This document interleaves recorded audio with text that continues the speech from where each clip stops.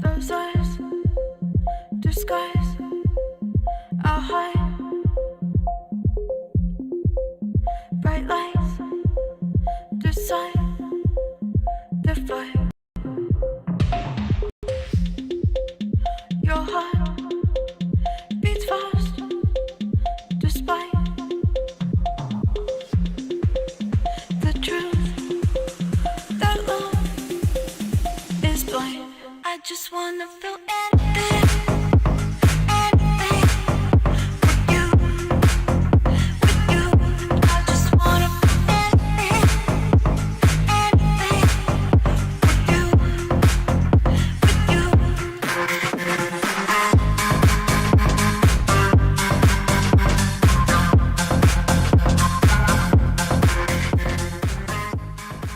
Welcome to the Clean and Filthy podcast with your host, Matthew M.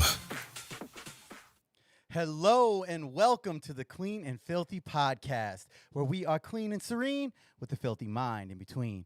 My name is Matthew M. I am your host, and I am an addict in recovery. Welcome back, everybody. Welcome if it's your first time. Hope you stick around, hear something you like. A huge shout out to everybody for being here, for continuing to download this podcast, to really getting our name out there. It's been a beautiful experience watching it and seeing just, how we're growing and helping people. I absolutely love it. So thank you, everybody, for being here. And like I said, if you're new, welcome. We are the Clean and Filthy podcast. We are here every single Tuesday, live on YouTube at 5 p.m. Arizona time, with our episodes available for download wherever you consume your podcast from the following day. Again, if you're watching on YouTube now, what up, everybody? Let's get that chat going. Let's get it lit. And if you're just listening afterwards and you want to hang out with us on the chat, please check us out on YouTube. We do this live stream every single Tuesday, get a good group of people together. It's a lot of fun. If you're on YouTube right now and you aren't subscribed to the Clean and Filthy podcast page, please go ahead and do that. We only need a few more subscriptions to get us our custom URL. That's how we're going to be growing. And if you are watching live right now, please head over to wherever you get your podcast from. Make sure to throw us a quick download. Helps our numbers go up. Our numbers have been going up from all different places. I thank everybody for taking the time to do that. It really helps us grow. So shout out to everybody that's doing that. Before we go any further, I have to give a huge shout out to our episode sponsor, Etc. by Emily. If you are looking for any kind of staffing for a party or an event, make sure to check her out. Her website is down in the description below. Or if you're looking for a job, they do open interviews, and you can get all the information from the website below. Also, I have to give a huge thank you to Mad Decent Records, Valentino Khan, and Allison Wonderland for allowing us to use the amazing song Anything as our theme music. Really, really appreciate that. And like I said, I get hype every single time I hear that song. So amazing, amazing song. Download information below. Also have to give a shout out to our VIP supporters. These are people on Patreon who are helping this podcast grow. They're making a monthly donation, and they are Stephanie, Shar, Clint, and Alex. If you're interested in becoming a VIP supporter, please go to the website, www.cleanandfilthypodcast.com. And in the top right corner with all the social media links is our Patreon link. And for every VIP supporter, you get one of these awesome Clean and Filthy podcast stickers. Very happy I was able to deliver one this weekend to one of our new contributors. So it's getting out there. We getting stickers. They're getting out there. People are going to know who we are. So again, thank you everybody for the support. Thank you everybody who's here listening, and thank you to our episode sponsor. If you're interested in episode sponsorship or having an ad on the podcast, you can reach out to me directly, Matthew at CleanAndFilthyPodcast.com, and we'll get you all the information and rates, prices, all that stuff. So again, thank you to all of the new subscribers. Our numbers keep climbing. I'm pretty excited. with how many new people we've been getting. I've been putting some stuff out there on Twitter. So if you're from Twitter, what up, though? Hopefully my tweet got you here, and hopefully something that you hear here has you stay here. Here. Sorry, dumb joke. All right. Before we get into our first segment, I want to make sure to do a quick little description of what we are and what we are not. Again, my name is Matthew M. I am an addict in recovery, and this is the Clean and Filthy podcast. We are a 12-step recovery-based podcast, but we are not a 12-step meeting. This should not replace talking to your sponsor or going to a meeting or doing step work or reading the literature. We are simply here as an outlet to help people learn about recovery, have questions about addiction, learn about that, learn about what addicts go through on a daily basis and how we learn to be better human beings. That's the point of this. I will not be giving any recommendations on treatment centers or recovery residences, sober livings, home groups, or fellowships. I will not be speaking from a point of authority or anything regarding any fellowship or anything like that, because that's not what I want to do, and I want to stay in line with the traditions. At the end of the day, I just want to give my experience, strength, and hope, and a little bit of my opinion as to what has worked for this addict and help this addict stay clean, and hopefully that can help somebody else out there as well. So if you're new and you're thinking, I'm not an addict, why am I here? Well, stick around. You might hear something that really works for you, you know? The beautiful thing about recovery is that it's not about a specific drug. It's not about a specific substance that we put into our bodies. That might be what got us here, but for an addict like me, the thing that keeps me here is the ability to grow, is the ability to become a better human being, is the ability to be a better friend, a better parent, a better son. That's why I stay here in recovery. So, maybe that's something that even if you're not an addict, you'll hear something that works for you. Because at the end of the day, that's all we're trying to do is just help people get more information and help people grow as human beings. And like I always say, it doesn't matter if you directly are an addict. Every single person in this world has been affected by addiction in some way, shape, or form. So if you're here right now, stick around. Maybe you'll hear something you like. And if you do hear something you like, please make sure to like, comment, subscribe, share this podcast out with everybody that you possibly can. That's how we're going to grow. That's how we're going to get our message out to the public. And that's how we're going to help people. And at the end of the day, that's the most important thing to me. So if you aren't already liked and subscribed on everything, please go ahead and do that. We really, really appreciate it. And I appreciate each and every one of you for being here today. Again, thank you, everybody. I have so much gratitude towards everybody who's been supporting, sending messages, getting downloads, sharing this podcast. Really, really appreciate it. So let's get into our first segment. Let's head to the lab for some R&D. Recovery and development. That's right. It is time for our first segment called Recovery and Development. We're heading to the lab. We got our safety goggles on. We got our lab coats, and we're going to do some work. This is the part of the segment every single week where we discuss a step, tradition, concept, or spiritual principle from the 12-step recovery model. Again, I'm not speaking from any kind of perspective, from any, one specific fellowship or anything like that. We're just going through what has worked for me and trying to get a little bit of information, because I know for a lot of people, when they first get into recovery, there's the steps can seem very daunting.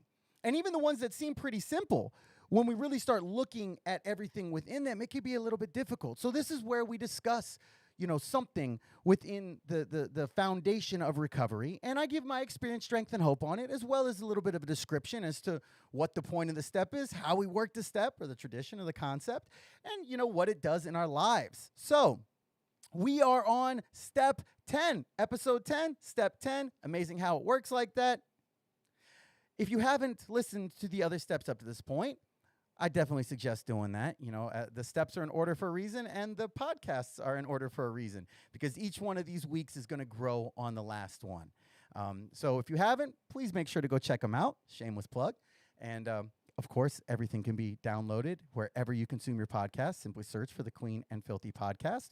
Or you can just go to our website, www.cleanandfilthypodcast.com, and all episodes are uploaded right there. And you can listen to them right there. You don't even have to download anything. Just check them out there. So as I said, step 10, What does it say? It says, we continue to take personal inventory, and when we were wrong, promptly admitted it. All right, seems pretty straightforward, right? Well, let's look at first, most importantly, what are the spiritual principles that are going to be really important and active in this step? All right, we got self-discipline. Self-discipline, as we'll discuss, is a massively important one. We've got vigilance, awareness, honesty, humility, and integrity. And there's a ton of other ones that can work in there, but those are the real, for myself and my 10th step, those were the ones that were really, really important in working this step, properly. So what does it say? It says that, up to this point, when we look at where we are in our recovery, and at this point, we've probably got some time under our belts, and life's probably getting a little bit better, and things are getting, confusing but good, and our life has changed dramatically. So step 10 is what allows that to continue. We take the things from our fourth step that we highlighted. The things, our resentments, our actions, sometimes we start seeing those patterns of defects, and we take those. And then we use step 9 to help us clear the wreckage of our past, right? Well, step 10 helps us clear the wreckage of our present. If you haven't checked out episode 9 about step 9 and the amends process, check that out. Oh, I just hit Groot. If you aren't watching online, I added a new subscriber. We've got Groot with us officially, so he's officially in. He might just be supporting. I don't know if he's actually an addict or not, but whatever. He's here. Hi, Groot. Sorry, I digress. So that's what we really build off of. We look at what we did in step 4 and then in step 9, and now we're using those concepts, but for our current. Step 10 is a daily check-in. Step 10 allows us to keep an eye on our defects, on those things that we developed on our list in step 6. It allows us to check in on them and to be constantly aware of them. And this is especially true early on, because I know for a lot of people, especially early on, even if you've gotten some time, but you haven't had a lot of time since you worked your 6th step and 7th step, those character defects can definitely still pop up. And this allows us to keep an eye on it. As we talked about in episode 7, once we work our 6th and 7th step, it's not just like we snap our fingers and our defects are gone. Our defects will still find ways and means to pop up at times. But this allows us to see those things, and it allows us to keep an eye on those things. It says in the literature, it says, when we apply our program of recovery to our shortcomings, we will change and grow. That part. And that's a fact. And we're going to get more into the actual process of how the 10th step works and what we do with the 10th step. But one of the things that we need to really, look at, the reason why we do this daily inventory and make amends daily for the harm we have caused is because it allows us to form positive habits of looking at ourselves and our feelings and our actions consistently. Not just, I'm only going to look at the things I've done when I get around to my 8th and 9th step. No, this allows us to stay in contact with those things so they don't build and they don't fester. And we can, make them right much sooner. It really helps us correct our living problems. Where the other steps were in the past, this is for the right now. This is for the here and now. This is for the stuff that occurred earlier today. That's why we do a 10th step. And one of the lines that I love in the literature about this step, it says, this step can be a defense against the old insanity. And we're going to get into this a little bit later when I talk about some of my personal experience with this step. But I can say from my experience, strength, and hope that when those little things start to come out, we might not even realize it. And if we're not doing a daily check-in and looking at how our life is going and the things that are occurring in our life and the problems that could come up, or maybe they aren't even problems, maybe there's something we don't even realize, those can be the scariest ones. Because then when we do finally realize them, it can be really, really overwhelming. So how do we work a 10th step? Do we just sit there at the end of the day and just boop, boop, boop, boop, boop, go through your mind? There are a lot of ways to work a 10th step. And a lot of it's based on what your sponsor recommends, how your sponsor wants you to do it. There's obviously literature that gives questions relating to the 10th step. But depending on what your, sponsor does, it might be a little bit different than that. Some sponsors, regardless, I would say from my, experience and what I've heard from other members, is most sponsors are going to have this process be for at least 14 straight days. Some maybe for 30 days. And why do we do that? So we get in the habit of doing it. So we show that self-discipline of doing something every single day. Not, I'm just going to do it and then check into it a month later. No. How do we form habits? By doing them every single day. Why do we recommend going to 90 meetings in 90 days? Because we get into that habit. Why do we recommend calling your sponsor every day for the first however long? Because we get into that habit. And when we get into that habit, it becomes that much easier to do going forward. Simple as that. Simple as that. So for my sponsor that I worked my 10th step with, he had me do it for 14 straight days. And I came up with a list of questions that pertain to me. There's a lot of literature that can assist with this. There's a lot of questions that can be taken straight out of one piece of literature. There's another piece of literature called IP number 9, which is called Living the Program.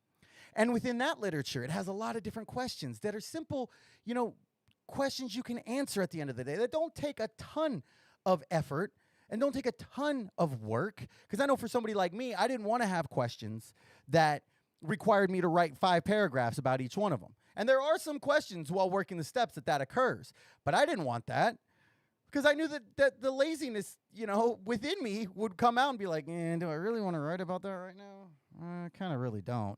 So I kept my questions more concise.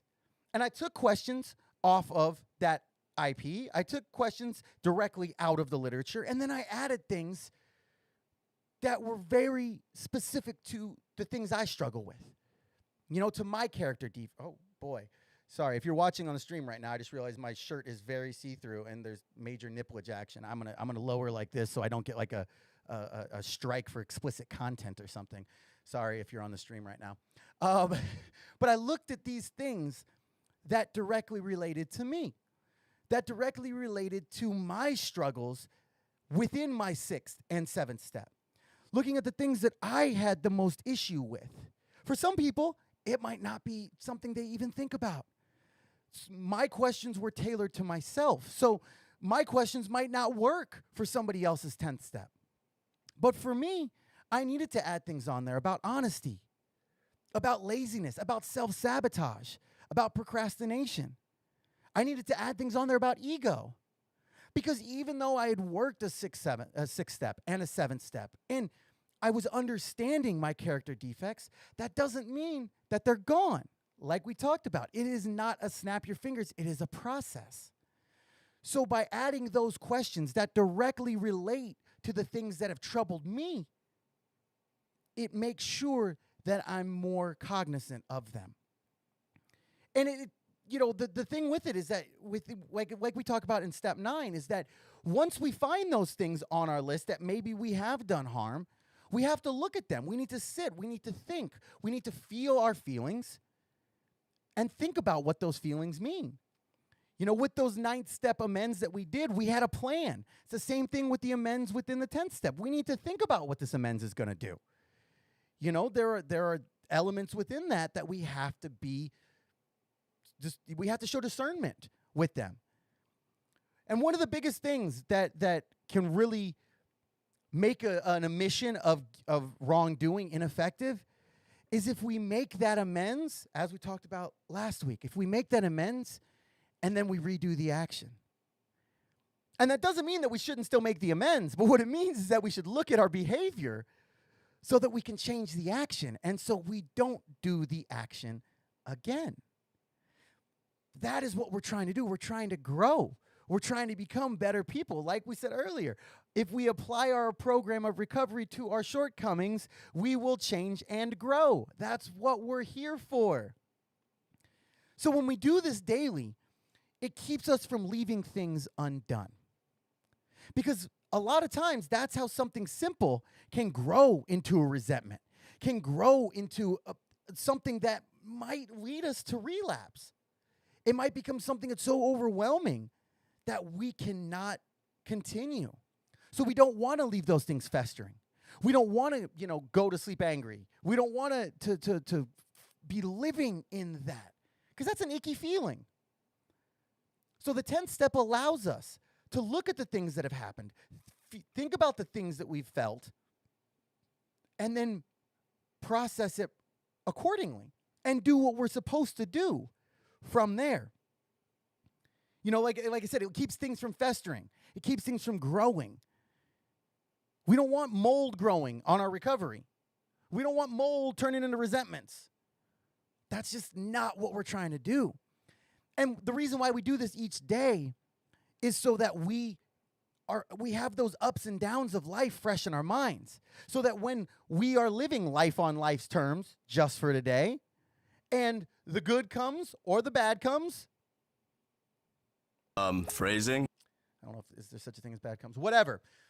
When those things happen, we are able to approach them, sit with them, and then look at what they brought up in terms of how we feel, how we acted. Not looking back on it from 2 weeks later. Not looking back, and I'll admit for myself personally, there are things that occur in life that when I look back at them 2 weeks later don't even matter. But in that moment, they had value. Maybe not positive value, but they had impact. I'll say that. They had impact. So by sitting down and going over them and answering questions about them and discussing them on pen to paper, it allows us to look at all of the little nuanced elements of it, even if 2 weeks later it doesn't seem to matter at all. Because we want to be living in the present, and at that moment, that thing had impact. So we write about it right then. We want to make sure to ask questions within answering these questions about how did we feel? About how did we feel, and then how did we react? It says in the literature, the first thing we do is stop. Then we take the time to allow ourselves the privilege of thinking. And I know for an addict, if you were an addict like me, that line between thinking and doing, especially in active addiction, was razor thin. A lot of times thinking didn't even happen. It just was straight doing. Straight doing, fuck the consequences. There isn't even thought about that. Let's go. But we don't have to live that way anymore. And where it says that allowing ourselves the privilege of thinking, I genuinely believe that.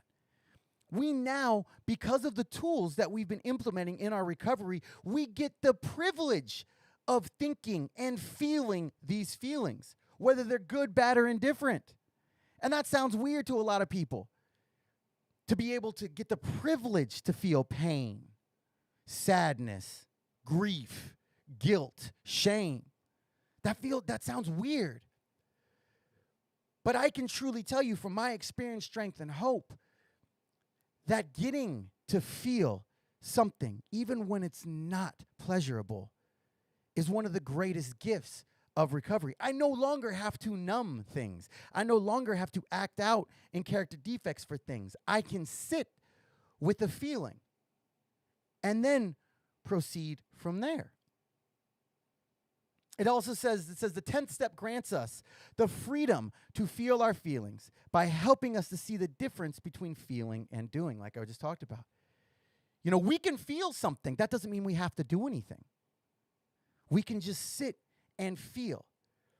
We're no longer impulsively acting like most of us always have done before. If you're anything like me, driving off impulse, living off impulse. That was the only way I knew how to survive, was just off impulse. Rational, conscious thought was not part of the repertoire, if you will. It just wasn't. But we have to look at within that, the difference between what is a feeling, what is a thought, and then what we're doing and how those all tie together. Because sometimes we might have a thought that immediately triggers a feeling that immediately triggers an action. And sometimes we might do an action without the thought. And we need to make sure that we see the harmony, if you will, within them. We need to understand of this thought and how that relates to this feeling and how that relates to this action, and vice versa. That is how we have a more spiritual perspective on our day, on our life, on the things that come up. That's how we do it. And one of the things within that I really like, it says, we often find that we've been doing better than how we've been feeling. Because again, sometimes we can get lost in a feeling, but our actions don't actually tie into that.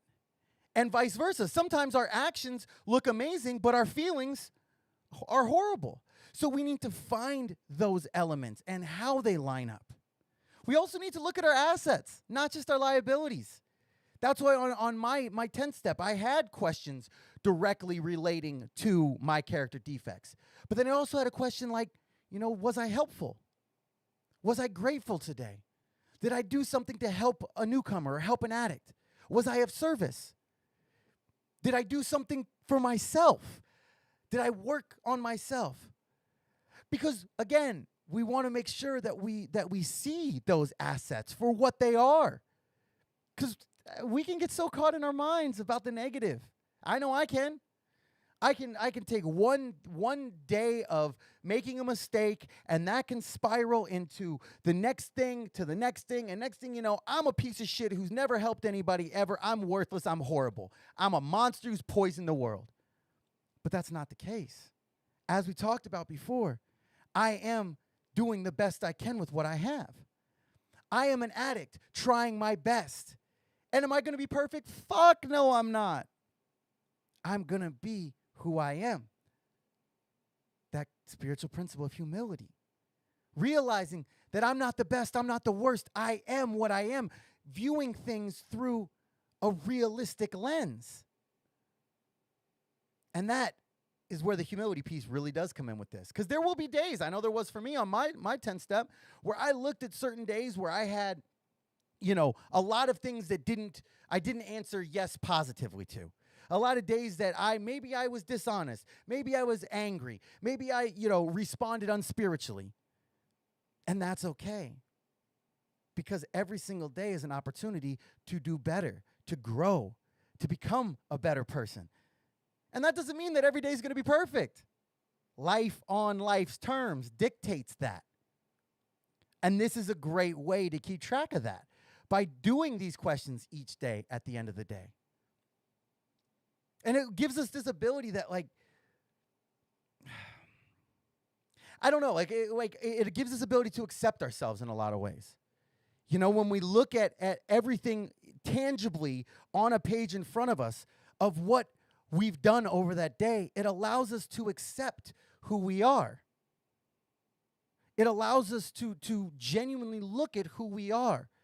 Not just a culmination of our actions, not just our feelings, not just our thoughts, but how all three of them work together.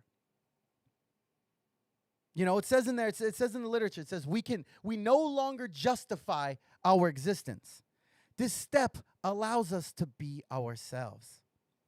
And now there is going to be those days like I just talked about where you might have a lot of negative moments on there, or you might act in defect, and you might be feeling down on yourself and like, oh my God, I lied, I cheated, I stole, whatever those things are. But that's okay, because even if it's just a feeling, even if it wasn't an action, even if it was just a negative feeling about a situation, that gives us an opportunity for growth. That allows us to look at this feeling like, wow, I'm not feeling that great today. I'm feeling less than today. And it allows us to look at the reasons why. Why is that occurring? Did I maybe not get enough sleep? Did I not get a text back from the dude I'm talking to or the girl I'm dating or whatever? There are those elements to it that allow us to dig deeper than simply, this is what I did, this was bad, atone for it in a way. It allows us to look at the underlying elements of it. One of the things is like from a perspective of anger, right? What about if anger is something that you're really working on, and that day somebody cut you off in traffic and you were doing this and whiling out like a hardcore New Yorker or something? No offense to all my New York fam out there, but y'all know how y'all are behind the wheel. Like, come on. Like, y'all honk at everything. Just saying. But maybe that's what you did. And you get to the end of the day and you're like, man, I thought I was doing better with these character defects, and I just lost my shit on this person. And hopefully you will get to a point by realizing that you can apply spiritual principles to that. And when that feeling comes up of, this guy just cut me off, rather than defaulting to all of these, it can change the perspective to, well, maybe there's a reason that this person's running late. Maybe there's a reason that this person's whatever. We talked about this before, changing your perspective and applying the spiritual principle aspect to a character defect is how we grow. And then the next time that somebody cuts you off in traffic, maybe you don't while out. Maybe you just have that thought of, man, this guy, fuck this guy. And then maybe, just maybe, by doing it enough, it gets to a point where the spiritual option becomes the option that we default to. That's the goal. And I'm not saying it's ever going to happen for everybody or anybody. There will still always be those things that pop up, those times in life where spirituality is not the go-to. For this addict, at least. I don't know about anybody else out there, but for this addict, there are times and people and places and situations where spirituality is not my go-to. Spirituality is my go-to a lot more today than it used to be in most topics, but there's still a couple things that I just, boop, we're right back to the pastures of unspirituality. And it immediately comes out. But I'm working on those areas.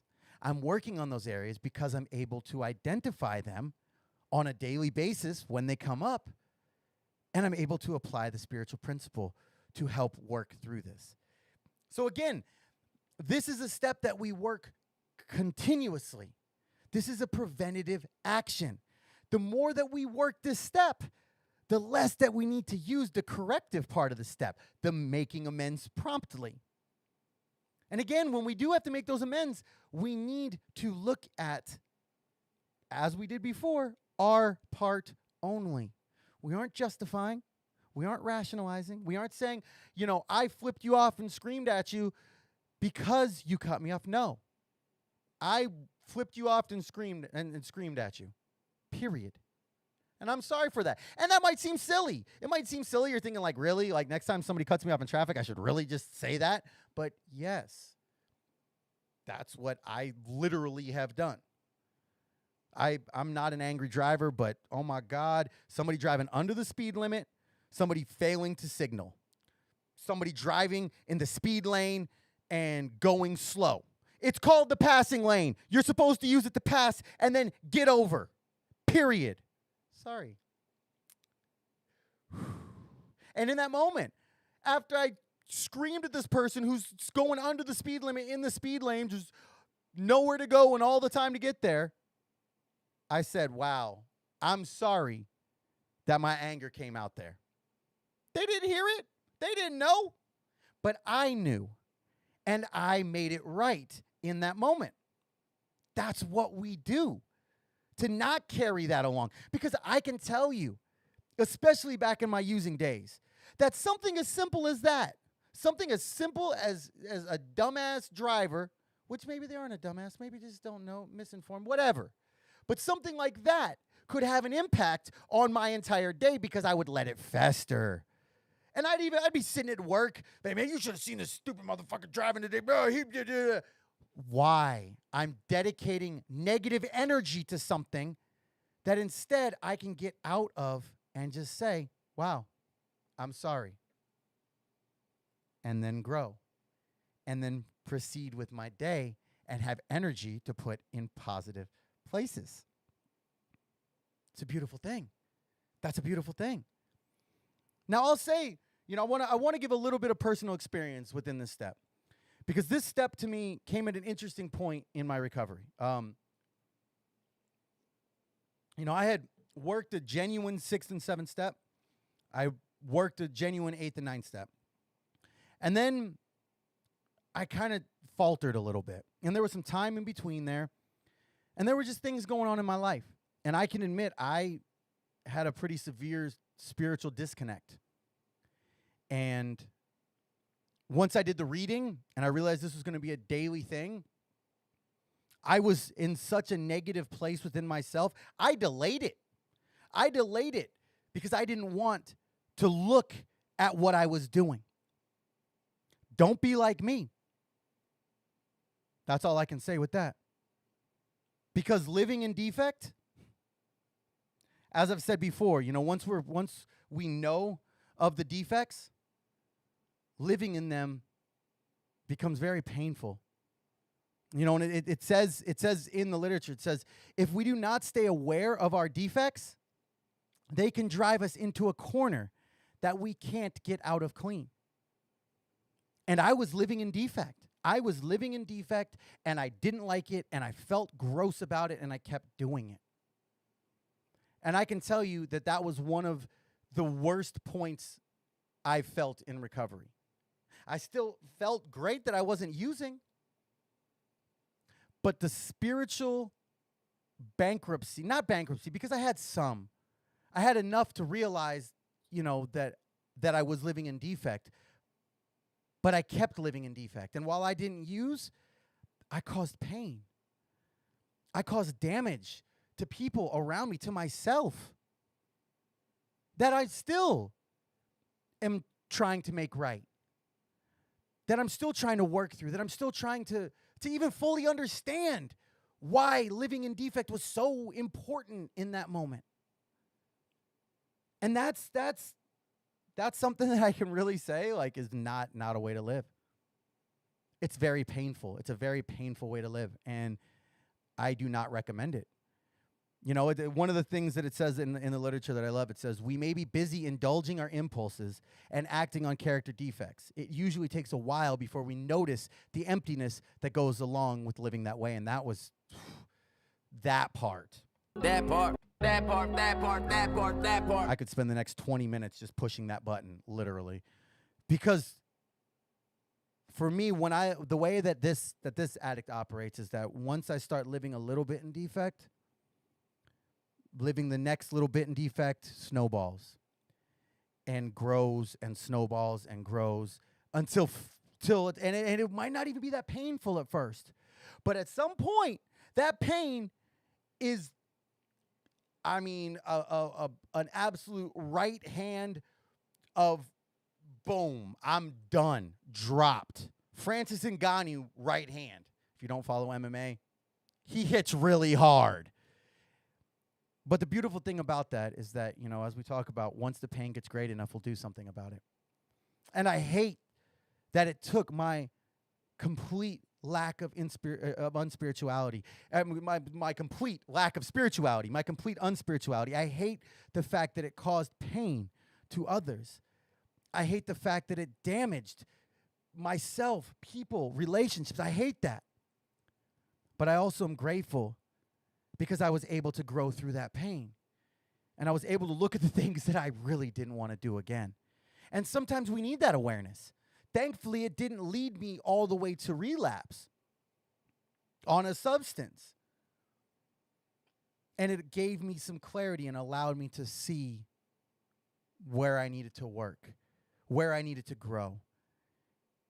And by working a genuine 10-step, if I would have not taken that time and not even started to live in defect, I don't think things could have ever gotten to where they did. Because step 10 allows us to build that relationship with ourselves and others. Step 10 makes us do a daily check-in. So that first daily check-in, I would have seen, wow, that character defect came up. Let's nip that in the bud before it goes to the next day and the next day and the next day. And next thing I know, now the pain's finally great enough. Okay, now I'll do my actual 10-step, 2 weeks worth of check-ins after the damage had already been done. And to me, that's just, looking back on it, it's just so incredibly not worth it. In the moment, living in defect, as a lot of us addicts do, we don't even qualify it. But this step allows me to see those things and allows me to grow and allows me to find balance within myself, within relationships. And relationships are so important with the people, the men and the women in whatever fellowship it is. That's how we stay clean. A loving and caring higher power and the connections and relationships that we make in the rooms, the people to check on us, the people that we can check on. So this step allows that to really grow. And I'll admit, I need to do my 10-step better. I don't every single day sit down and look at it. It's so funny how life shows up at certain times, because yesterday I was just feeling kind of irritable. Yesterday, I had some things happen and whatever, life on life's terms, right? And I was just like, meh, just kind of meh. And it was so crazy because, doing the research and making sure I had everything ready for today's episode, it kind of forced me to sit there and do a 10-step. And I was like, oh yeah, I remember how amazing this is. And it's something I need to get better. I need to get better at my meditating. I need to get better at my 10-step. I need to do that. Again, putting it out there. So I'm holding myself accountable through you guys. So thank you for helping me be accountable on this topic, because it's something that I know my life would benefit from. And one of my favorite lines within the reading on this, it says, "We find that we're happy and serene much more often than not. Feeling out of sorts becomes so rare that when it does, it's a signal of something wrong." And that is so me. Anybody who knows me knows how happy, joyous, and free I am on a daily basis. And so when I'm not, there's got to be a reason. I need to look at it and see, okay, what is that reason why I'm not? Did I not get enough sleep? Am I feeling some kind of way about this? Am I projecting this? Am I taking on somebody else's stress? What is it? And the 10th step allows us to see that. So the 10th step is a vital step in growing our present and setting us up for success in the future, which is a weird thing. For an addict like me, I was so focused on the past and so terrified of the future that sitting in the present wasn't really possible. And this step allows us to do that. It allows us to make our present better. Make our present a present. That joke. All right. So that's what we've got for this week in the lab. And next week we'll be on step 11. It's crazy. We're almost through the 12 steps. Then we're going to be going into other stuff, traditions, concepts, spiritual principles. We got some things planned. Hopefully this helped you out today, give you a little bit better understanding of what step 10 is really all about. And we will see you next week for step 11. So that means it's time to get to my favorite moment of the week. Sorry, had to take a little bang break there. Still waiting for that sponsorship call. Please, Bang, just send me a couple cases of key lime. We're good? All right. So this week, it was interesting. There were a lot of things that happened this week that were pretty cool. First off, shout out to my son. He turned 3. We went to the Odyssey Aquarium, and he got to scream and run around with the sharks and the sea lions and the turtles and all the fish and jelly. It was fun. It was a lot of fun. He was just wilding out. So shout out to my son. He's 3. Pretty crazy. I have a 3-year-old child. Also got to give a rest in peace to Black Rob. One of the rappers, man, when I was younger, I always vibe with him. Everybody knows him for Whoa, which was a fire song. But for me personally, his absolute best was on the song I Love You, Baby, off Puffy's first album. Back before he was P. Diddy, back when it was Puff Daddy and the Family. That song, whoo! I love you, baby. No, you don't. You drive me. Sorry, I'm not going to sing it. Go listen to it. Fire song. Love that song. Rest in peace. Super exciting news. Season 2 of Dave on FXX is coming out June 16th. If you don't watch Dave, it is hilarious. Even if you don't like Lil Dicky as a rapper, it's hilarious. Also really like how they discuss mental health on that show, and it's actually part of the plot, and I really like that. Shout out Steph Curry. Ben Chef Steph. Still can't stand him. I never really like great players when they're playing because that usually means they're beating my teams. But shout out to him. As always, Falcon and the Winter Soldier. It's so good. Huge. One of my favorite things this week. The trailer for Shang-Chi and the Legend of the Ten Rings just dropped. Looks like Marvel's going a different direction. Really excited for what this phase brings up. One of my favorite things off of the internet this week. Shout out to my boy Yehuda for putting up his cat loaf structural integrity check, where he takes pictures of his cat and then rates it. Oh my God, some of the funniest things I've seen all week. So huge on that. Also, I made a triumphant return to the scene of the crime, Papago Disc Golf Course, where we had an unfortunate log incident about a little over a month ago, and I slayed. Yeah. Back in the disc golf world, I got 6 pars and a birdie from like 40 feet away. 1,000% luck. I don't care. It felt nice.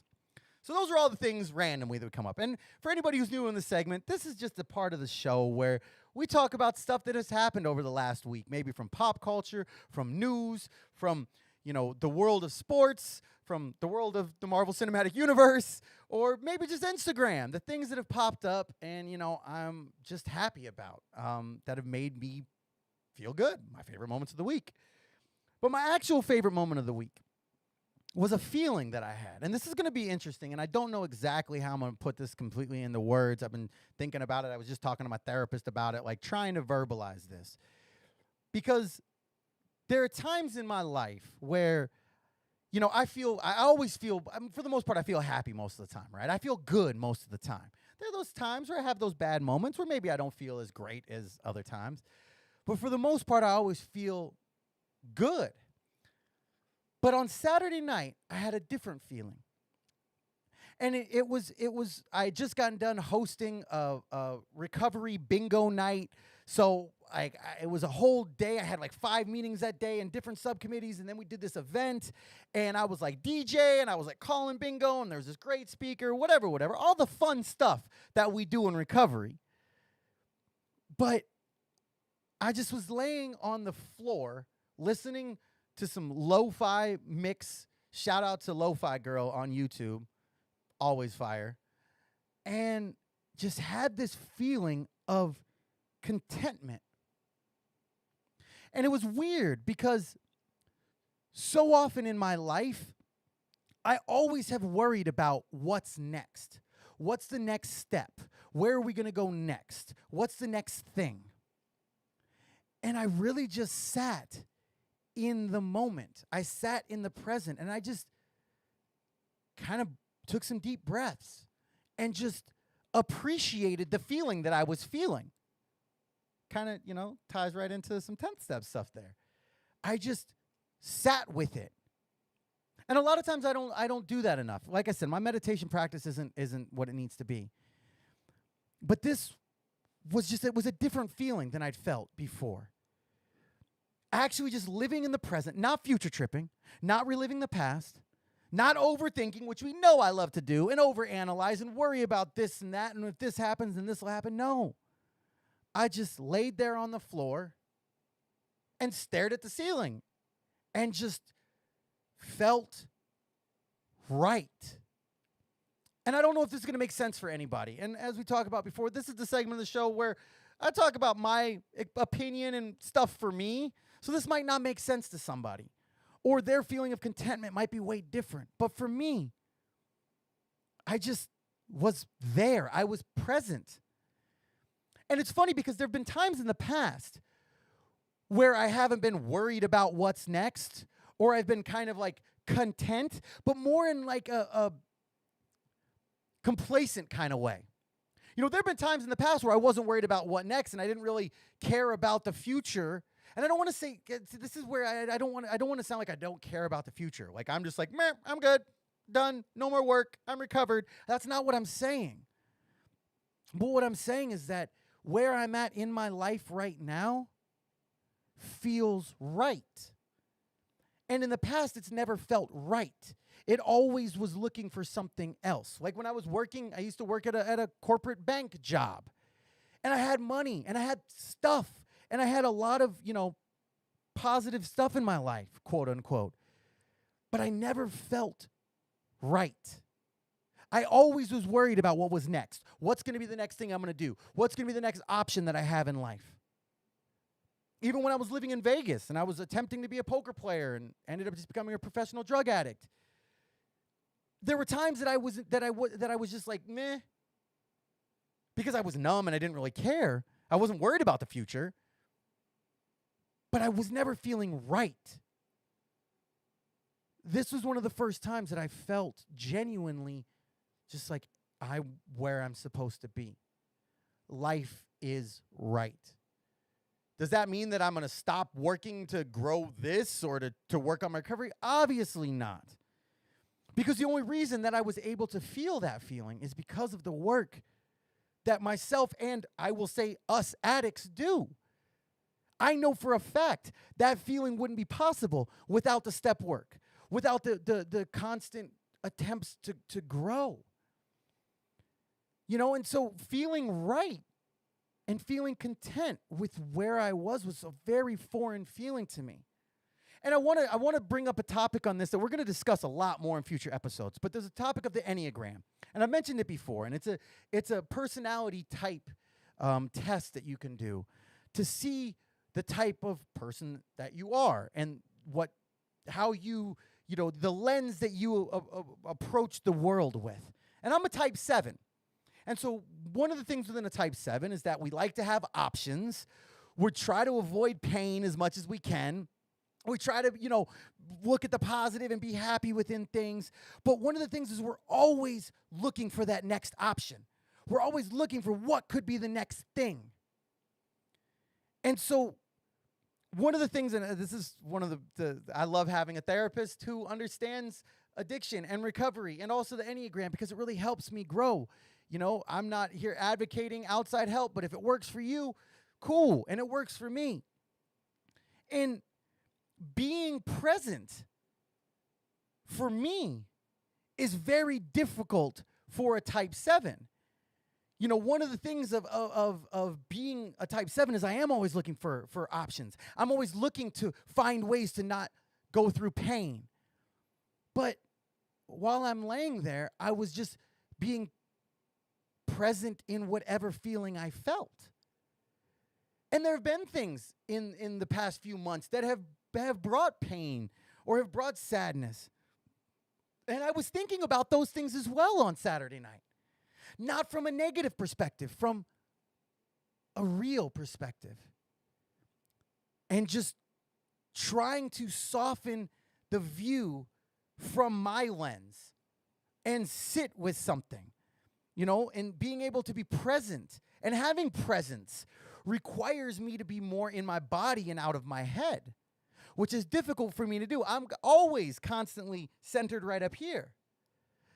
But by living within, feeling that sense of presence in the present means I had to shift it lower into my body. And when I was talking to her, she gave a great quote and said, contentment is relaxing the lens of the focus from my attention of my type. And like I said, my focus is always what's next? What are we going to do next? How can I have the most fun, feel the least pain? How does that look for me? And what's interesting about this is me describing this feeling of being content, this feeling of feeling right, might be 1,000% different to somebody listening right now. And their sense of contentment might be, completely different than mine. Their sense of contentment might be they got to have, $10 million in the bank. Their kids have to be in college. They have to do this. They have to do that. They have to do that. And that's the beautiful thing about this is it's my perspective on it. What makes me feel right? I'm doing something I love. I'm helping others. I'm being able to give back what was so freely given to me in recovery. And that doesn't mean I'm oh, hey, everything's great. I've succeeded. No, I'm not saying that. But in that moment, I felt right. And I haven't felt right in a very long time. I can't think of the last time that I felt completely right. Even times when I would be 99% right there would still be that, little bit that's focusing on, okay, what's next? Okay, well, overanalyze this a little bit. What if this happens? What if this happens? What are we going to do? And the level of acceptance that I felt was just really weird. And I knew as soon as I felt it, I'm like, yo, this is going to be my favorite moment of the week. I don't know how I'm going to describe it. I don't know how I'm going to bring it up. I'm not sure at all, but this is going to be my favorite moment of the week. So that was my favorite moment of the week. Hopefully somebody out there could relate to something in there. I don't know. It like I said, it's still a little bit confused into my brain as to how I put it into words there. Because it's difficult sometimes to verbalize a feeling that we aren't really used to feeling, at least for me personally. And that was what we just saw happen. So hopefully somebody out there got something out of that. If not, come back next week. And if you don't like my favorite moments of the week, send me a bunch of stuff on Instagram and send me good TikToks. I'm not going to ever get on TikTok, but send me some good TikToks. And maybe that'll be my favorite moment of the week. But for this week, this one's for me. This one's for me. Also, before we close, I want to give a little shout out again to Quentin Quarantino. He's doing another fundraiser. Again, it's going up. We'll talk about that at another point, but it's crazy the things the internet can do. So that's what we got for this week for my favorite moment of the week. Now, let's get into our next segment. It's time to Ask an Addict with your host, Matthew M.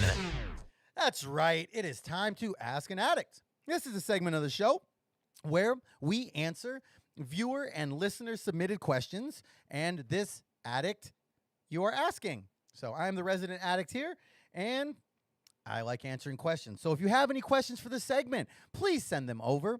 You can either go to our website, www.cleanandfilthypodcast.com, and contact us through the website, or contact me on any social media. I'm checking all of them. So if you have any questions for this segment, anything that you're curious about, whether it's recovery related or not, just send it on over. I love answering questions. I don't know why. So please just send them over. Again, I'm giving my experience, strength, and hope, and my opinion. Some of these things that we discuss are, not just my opinion. Like we talked to someone about sponsorship last week. We're going to talk about that a little bit more today. And that isn't just my opinion. That's pretty, straightforward from a perspective of recovery.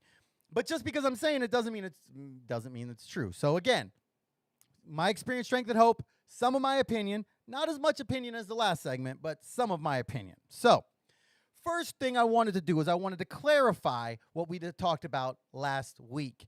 I realized afterwards when we were talking about sponsorship and what a sponsor does that I didn't mention something that's pretty damn important. One of the things that most fellowships really emphasize is that sponsors sponsor the same gender. And one of the main reasons for that is that for the vast majority of people, men feel more comfortable and getting vulnerable with other men, and women feel more comfortable getting vulnerable with other women. So that's the generally accepted things in most fellowships. There are certain fellowships that it's not as big of a thing. And I do know of some people in other fellowships that, it's perfectly normal for a man to sponsor a woman and vice versa. But in most fellowships, it is highly recommended that men sponsor men, women sponsor women. Now, the most important thing within that is how do you feel comfortable with your sponsor? I know personally that there are certain guys that are gay, and they might not feel comfortable being sponsored by a man that maybe they feel any kind of attraction to. Or same thing with women. But so that in that instance, I have seen that sometimes they'll go with a woman. But at the end of the day, it comes down to whatever works for you. I've sponsored straight guys, gay guys, transgender guys. What it comes down to is what is comfortable. So I just want to make sure that is put out there, just so it's known that is the generally accepted, I don't want to say rule, because currently I have a sponsee sister. My sponsorship tree is vast and goes across the world, really. And I have a sponsee sister. I used to have a sponsee sister as well. So at the end of the day, the main point of it is that you don't want to be super sexually attracted to your sponsor, or vice versa. You don't want to be super sexually attracted to your sponsees. That could really cloud the step work, period. So that's why it's suggested as that. Again, it's not a hard and fast rule, phrasing, but it is something that is generally accepted for that reason. So I just wanted to clarify that before we go any further. Next question we have, and I've mentioned a home group before. Somebody asked, what is a home group? This one's super simple. A home group is a meeting that you belong to, that you become a part of, an integral part of. It's a meeting that you go to with regularity, with consistency, rather than just some random meeting. Just because you go to a meeting every single week doesn't mean it's your home group. But usually you get into some type of vibe with the people in that meeting. So when you aren't there for a couple weeks, people are like, yo, is he all right? What's his deal? The home group is also where you make decisions for things that affect that home group. And different home groups have different structures. My home group meets 7 days a week. There are some home groups that only meet once a week. So it's about finding what works for you, whether it's by location, whether it's by, the vibe of the people there, the clean time that's there, the recovery, whatever it is. A home group is a place that you go to with consistency and are a part of. Not just going to a random meeting, but you have a value within that group. So that is the point of a home group. I mentioned it, before. I just want to make sure it's clear. Most of the time, people have a home group. Sometimes I know people have multiple home groups. I technically had 2 home groups when I was living in Vegas. I had one that met once a week, and I had one that meant 7 days a week. Just what worked for me personally. So that's what a home group is. Next question. This one, a shout out to the dude who asked this. This is a great question. It says, how does step 10 help with your 4th step? Side note, I know he's currently working his 4th step right now, so he might just be trying to get a little bit of a little cheat code here. So I'm going to give my experience, strength, and hope, and also another member's experience, strength, and hope, because this was a fun conversation that I had with another member last night to get some more insight on this, because this is an interesting thing. We talked about it earlier, where the 4th step is looking at the wreckage of our past. The 10th step is looking at the wreckage of our present, if you will. So with the 10th step being a daily check-in, it allows us to see patterns that could come up. Maybe it's something that, it keeps occurring every single day that we wouldn't really be cognizant of until we see it and we're doing the work on it. And when we're looking at that 10th step every day, you're like, wow, this is every single day I'm blowing up on somebody on Facebook. Or every single day I'm acting out in this way. Every single day I'm doing this. So it allows us to see the patterns more quickly to see if it's something we really need to work on the 4th step. And honestly, if we're not working a 10th step and we're not seeing that, and it keeps happening, it probably will turn into a resentment that we need to work through on the 4th step. So shout out, I didn't come up with this quote. This quote is fire. I love this. But what was said is that the 4th step is about overt things, while the 10th step is about covert things. That part. Yo, that was fire. That shit right there, that shit fire. And that's so true, because so often the things, we know the stuff that's on our 4th step. It's like, yo, that, I got a resentment about that. That's a problem, whatever. But those little things that we might not really look at and might not really understand until we start seeing them and we start seeing that pattern, those covert things, they can be sneaky. They can be sneaky. So hopefully that helped a little bit. I thought that was a really cool question. Shout out again for that question. Really appreciate that. And I appreciate everybody's questions. If you have, questions, please reach out to us. Send them over so we can answer them on air. Another question I got, this is a cool question. And, one of the things we talk about is having the obsession to use being lifted. And the question asks is, when was your obsession to use lifted? And that's an interesting thing because, I will say that having your obsession to use lifted doesn't mean that you never want to use. There's a difference between a want to use and an obsession to use, in my mind. In my mind, there are times that the want to use is going to be there.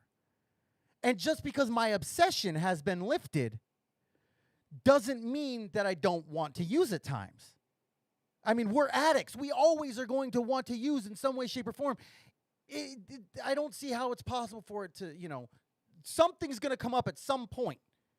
At some point in life, something's going to come up where it's going to be like, well, yeah, I wish I could do that. But that doesn't mean that I'm obsessed about it.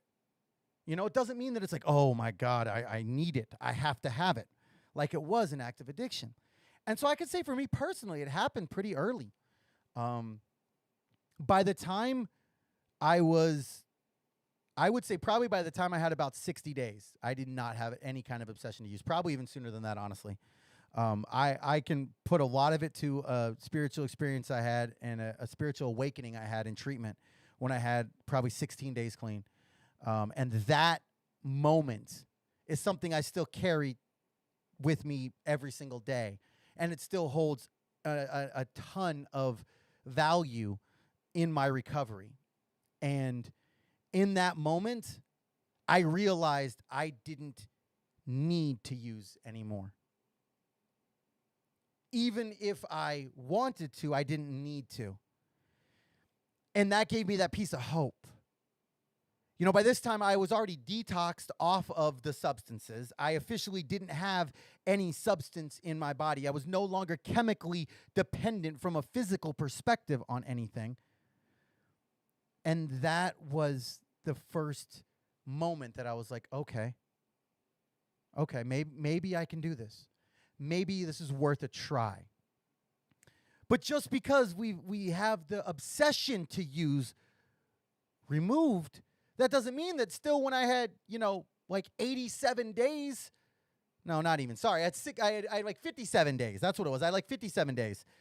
And I was driving back to Arizona for the birth of my son. And yeah, it was 57 days because he was born exactly 60 days after I got clean. And I was driving back and I had this moment of like, I don't have to go back to sober living for at least 4 days. I could get loaded right now and it would be out of my system by the time I UA'd when I got back. And it wasn't just like a fleeting thought. It was a thought that I genuinely thought about driving down the 15 freeway in Vegas from my sober living. I was like, yeah. And then, thankfully, I made it to like Boulder City and then crossed over the bridge, and then it was just a fleeting thought.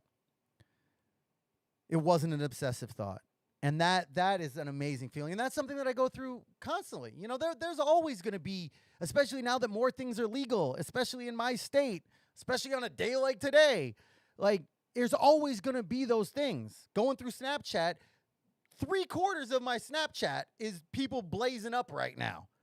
And it's not saying that I don't have that thought of like, wow, I've never even heard of that strand. Wait, what is that? Doesn't mean I don't want to do it. It means I'm not obsessed about it and I don't need to do it. I make a conscious choice now to not. Because I have a program of recovery, because I have a higher power I rely on, because I live in a program of Just for Today. So the obsession was lifted early for me personally. That doesn't mean that's everybody's story. I know people who struggle with that, who every single day will share in a meeting that I want to use. But they don't have to. By the therapeutic value of one addict helping another and being in a meeting and sharing about it, pain shared is pain lessened. And that obsession will go away. I can say that because every single person I know in recovery, if they stick around long enough, the obsession will be lifted. Might not be on the time frame they want, might not be exactly how or when, but it is removed. And then it just becomes just like whatever. Now, when I see those type of Snapchats or I smell somebody blazing up or whatever, it's just like, whatever. Cool. That's their story. That's their life. That's not my life. That doesn't impact me. And if it really triggers me, I will say that when I found out that Lamborghini was making a champagne, I was real salty that I got into recovery when I did. I was like, I never even got to drink the Lamborghini champagne. I was salty. But guess what? I'm not obsessed about it. It was just like, life on life's terms. Just for today, I ain't drinking the Lamborghini champagne. And again, when I say just for today, if you have any questions about that, please check out last week's episode where we talk about what the concept of just for today means and how we apply it in our lives. So thankfully for me, the obsession was lifted pretty early and hasn't come back. And that's a beautiful thing. Next question we have actually kind of ties right into that. This is, when do using dreams stop? Whew. Man, using dreams, especially early on, those are a beast, man. For anybody who doesn't know, a using dream is a dream where you're using drugs. And they're different for everybody. And they happen, randomly and rarely and, different frequencies for certain people. I remember I was sitting when I had one with like 11 days clean in treatment. And I had a using dream that was, I woke up from it and I could taste the substance in my mouth. I could literally taste the substance in my mouth. And I will admit that had me fucked up. That had me fucked up that day. Not to the point like I was going to AMA from treatment, but if somebody would have had something, I probably would have used it. It had me shook. But the beautiful thing is that the further we get from our last use, the less that those using dreams have power over us, for me personally. For randomly, like, especially early on in recovery, they would just pop up. Most of the time, my using dreams was I was trying to get the substance, and then I never was able to use it. Or if I did use it, I didn't get high, and then I was so pissed off that I gave up my clean time, and I didn't even get high, that then I woke up pissed off with that. Then my using dreams kind of like inception themselves, and I would have using dreams that I would wake up from, like I would be in a dream, dreaming that I was using, and then I would wake up into that level of dream, swearing that I just relapsed. And then I would wake up afterwards like, yo, Christopher Nolan, get the fuck out of my head, bruh. Like, what are you doing? But it doesn't impact to that level anymore. It's not something that can put a cloud on the day. And when early on, it was. Early on, using dreams were very, very difficult. Using dreams were more difficult than going back to places that I'd used. And for me personally in Arizona, pretty much every single QT in the valley, I've used that. I felt so much more stress waking up after a using dream. It's crazy. But now that I have, over 38 months away from my last use, those using dreams are just a part of life. They're just life on life's terms. It's just my subconscious just being a dick sometimes. And I can't control that. I can't control how I dream, just like I can't control what my thoughts are. All I can control is what my actions are from them. So sometimes I will have a run of using dreams. I had a run like a week and a half ago where I had a using dream like of the dreams I remembered, probably 5 out of the 7 days. And I woke up and I was like, yo, what the fuck? But it wasn't something that ruined my day. It wasn't something that made me need to go use. It was something that caused a feeling inside me. I sat with it. I acknowledged it. I sat with it. And I let it go. I didn't need to focus on it or obsess on it. I just sat with it and let it go. And the more that I've done that, the less impact using dreams have on me. And I have had a lot of using dreams. Usually it's around, when you're coming up on a clean time, when you're coming up on you're getting a key tag or something big's happening. Usually that's when it pops up. And usually it'll, it can add a little bit to it. But all that's doing to me is it's just trying to add static. And if I can block that static out, then I don't have to deal with it. I've had some intense, crazy using dreams over the last month. And by 20, 30 minutes after I woke up, it wasn't even a thought. Then it might pop into my head later, like, oh, yeah, I remember that. Christopher Nolan was doing some camera tricks up in my brain. But it's not something that has to dictate my actions. It's just my subconscious. The same way that I can't control if I dream about, I don't know, being chased by monster crabs, or I dream about driving a Lamborghini, which I don't know why my subconscious couldn't just replace all of the using dreams with like hardcore Lamborghini driving, couple other things. Wouldn't be mad at that. So let's work on that, yo. Let's work on that, because that would not be bad. But at the end of the day, they have no control unless I give them control. They have no power unless I give them power. And that took time to understand, but it is a freeing and truthful feeling once it gets to that point. You know, I've shared in meetings about using dreams. In the beginning, that's what we did. You have something, you share about it. And then it got to the point where it's like, I might mention it to somebody, but now it's not even so much like, oh my God, I had a using dream, I want to get loaded. It's like, yo, what's my subconscious doing? I had a using dream last night. Oh, that's crazy. Yeah, I mean, it's not like it's not anything more than that now for me personally. And I'm so grateful of that. Oh, I'm so grateful for that, because in the beginning, it was really, really, really difficult. So that's what we got for using dreams. I can't say they're ever going to go away, but I can say personally that the power within them does. And the further we get away from our last use, the more power is removed. Personally, that's how I see it. So let me know what your guys' feelings are on using dreams. Do you have them a lot? Do they fuck you up? I'm always curious to hear other people's perspectives as well. So that's what we got for our Ask an Addict segment. Again, if you have anything that you want to have answered on air, make sure to send it over to Matthew at CleanAndFilthyPodcast.com or on any social media, and we will get it announced and answered on air. And I also like follow-up questions. So if you heard something that you don't like and you're like, you're wrong, tell me why I'm wrong. Let's have a discussion about it. Because, as I said, this is experience, strength, and hope, and opinion. What I'm saying doesn't mean it's right. This is just my perspective on it. So if you have a different perspective, send it over. I'm definitely curious. All right, we are almost out of time today. But first, we got to get to them clean time shout-outs. That's right. This is the part of the show where every single week we like to celebrate and recognize addicts who have reached specific milestones.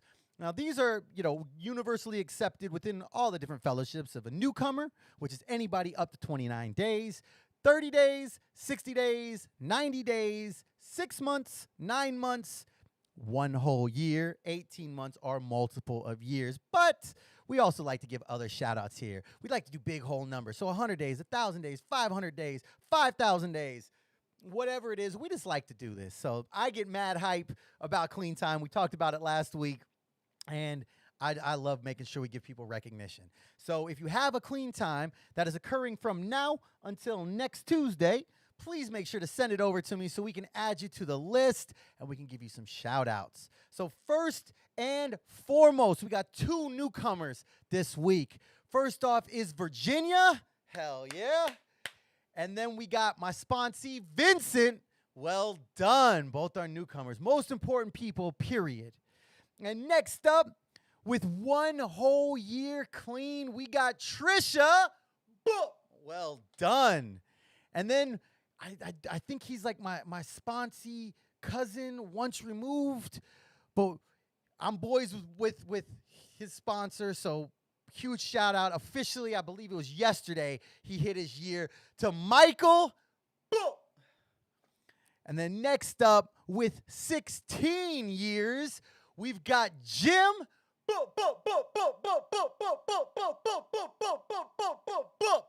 Woo, reload. And then finally, with 17 years, we have one of my absolute favorite human beings on the planet, definitely one of the greatest people in Arizona recovery. We got Miss Laura B with 17 years. I'm running dry.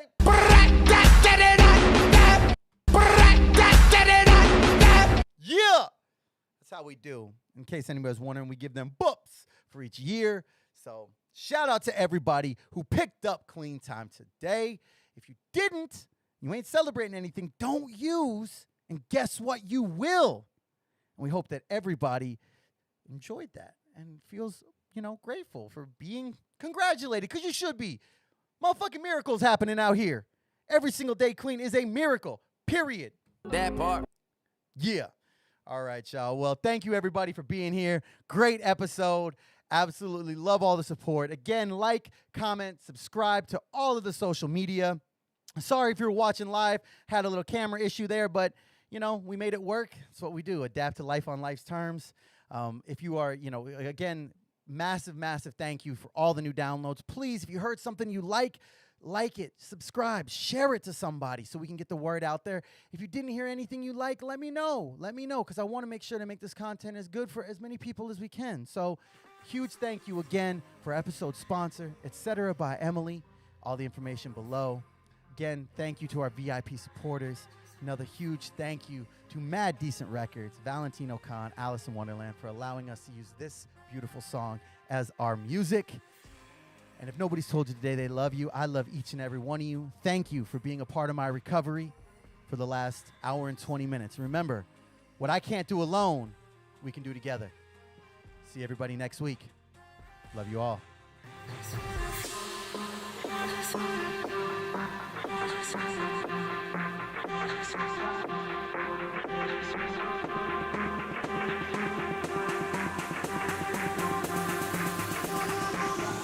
I just wanna feel it.